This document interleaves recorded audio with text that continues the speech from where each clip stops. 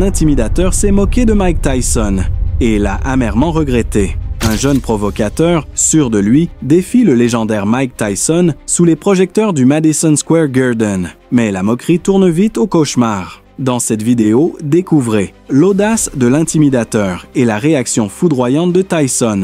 Le moment exact où tout bascule. Les conséquences mémorables pour celui qui a osé défier le champion. Préparez-vous à un choc inoubliable. En ouvrant les années 90 avec une grande intensité, Mike Tyson et Donovan Ruddock n'étaient pas seulement les protagonistes d'un combat, mais d'une guerre qui se déroulerait en deux batailles, une sur le ring et une autre en parallèle pour déterminer qui deviendrait le challenger numéro 1 de la discipline. En mettant en lumière les meilleurs comme les pires moments de chacun, notre invitation est de rester jusqu'à la fin de la vidéo et de nous accompagner dans ce voyage rempli de crochets gauche mortels, de coups bas controversés et d'une émotion intense, même après la cloche marquant la fin du combat.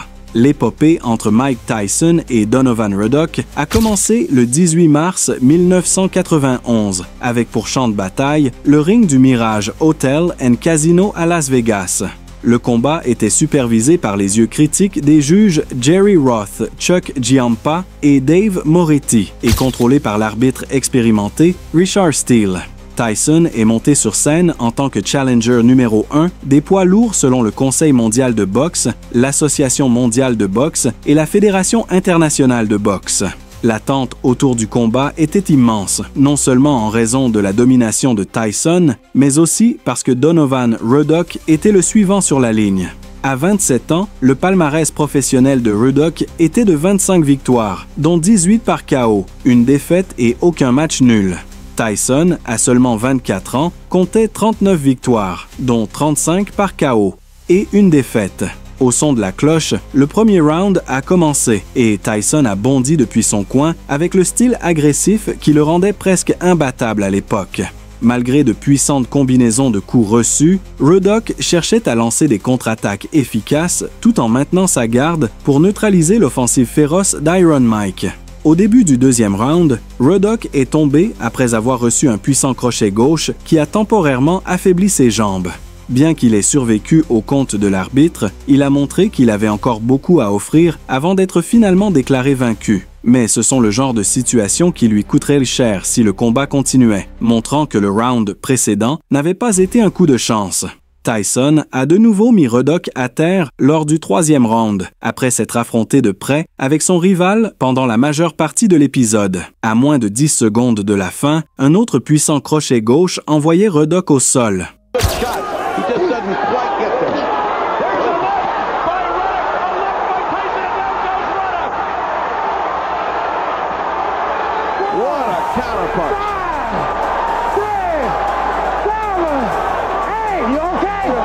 Le public n'en croyait pas ses yeux, et il était évident sur le visage de Ruddock qu'il ne comprenait pas non plus totalement la situation.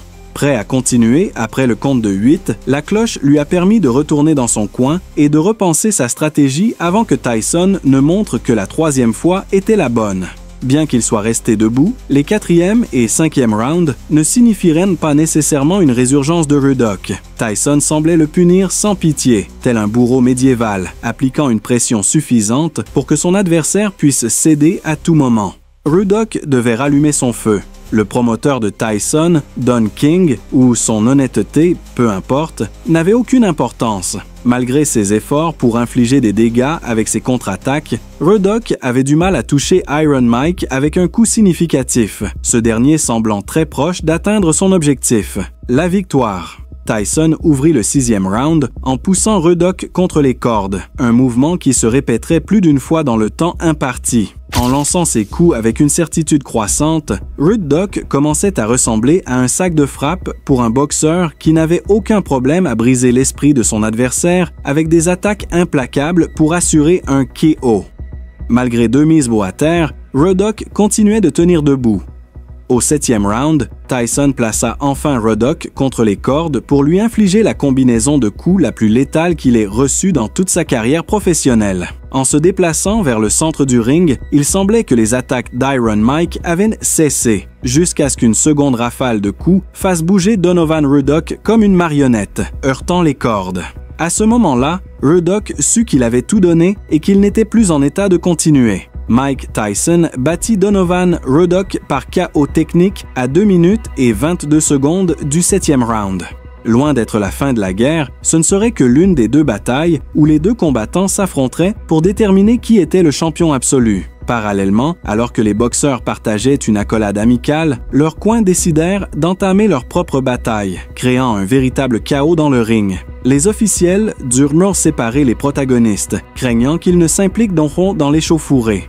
L'un des scénarios les plus antisportifs de l'histoire de la boxe se déroula. Loin d'accepter la défaite face au grand Mike Tyson, Ruddock ferait tout pour obtenir une seconde chance, les ramenant là où tout avait commencé. Le ring du Mirage Hotel & Casino à Las Vegas, le 28 juin 1991, a vu Chuck Giampa reprendre son rôle de juge. Cette fois, ce serait la tâche de l'arbitre Mills Lane de s'assurer que le combat se déroule de la manière la plus propre possible. Ajoutant une victoire à son déjà impressionnant palmarès, Tyson se présentait une fois de plus comme le challenger numéro 1 du Conseil mondial de boxe, de l'Association mondiale de boxe et de la Fédération internationale de boxe. Ruddock, qui ajouterait une défaite à son historique, restait le suivant sur la liste. Cependant, il gardait l'espoir que cette fois-ci, il réussirait à surpasser Iron Mike. Après le coup de cloche, le premier round de l'un des revanches les plus attendus par le public commença.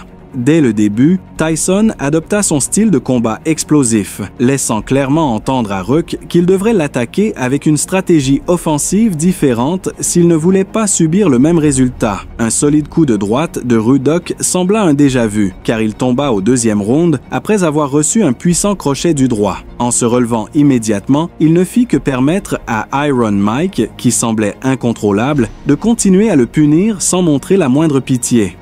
Un coup de droite descendant remit Ruddock en difficulté. Un autre puissant direct de Tyson le renvoya encore une fois au sol. Lors du 4e round, ce fut un audacieux crochet du gauche qui le fit tomber en arrière. En se relevant, en comptant jusqu'à 8, Ruddock montra sa capacité à poursuivre le combat. À partir de ce moment, le combat se stabilisa, avec des attaques occasionnelles de Ruddock essayant d'infliger suffisamment de dégâts pour ralentir ou décourager l'offensive implacable de Tyson. Ce dernier maintint sa domination à chaque round complété. À la fin du 8e round, Mills Lane retira un point à Ruddock après qu'il ait frappé Tyson en sachant que la cloche avait déjà sonné. Les chances de Ruddock de gagner le combat devenaient minces et sa décision de manquer de respect aux limites de temps ne faisait que démontrer son impuissance face à la domination d'Iron Mike pour la deuxième fois. Une fois de plus, après le coup de cloche, les deux combattants continuèrent l'action. Tyson, n'étant pas le boxeur le plus propre du combat, subit également une déduction d'un point imposé par Lane après avoir infligé des coups bas controversés lors des 9e et 10e rounds.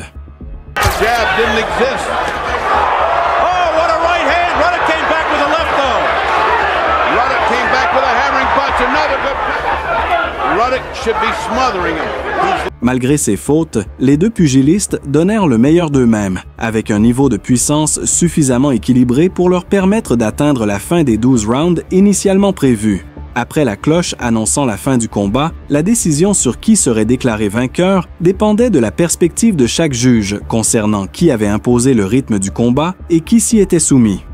Lorsque l'annonceur prit le centre du ring, les esprits étaient réellement échauffés, laissant suffisamment de suspense pour générer encore plus d'émotion. Il annonça bientôt que le résultat avait été une décision unanime en faveur de Mike Tyson.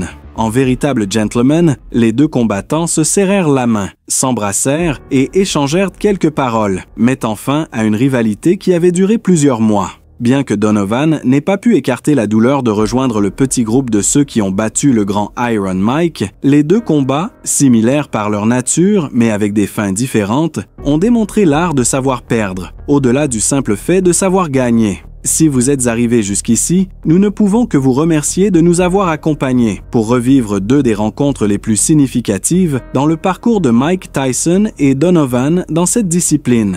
Si vous avez apprécié notre histoire, souvenez-vous qu'il n'y a pas de meilleure façon de montrer votre soutien que de laisser un like et de vous abonner à notre chaîne en activant la cloche de notification afin que YouTube vous avertisse chaque fois que nous publions une nouvelle vidéo. Maintenant que vous connaissez la décision des juges pour la revanche, êtes-vous d'accord ou pensez-vous que Rudock a suffisamment bien combattu pour avoir au moins perdu par décision partagée?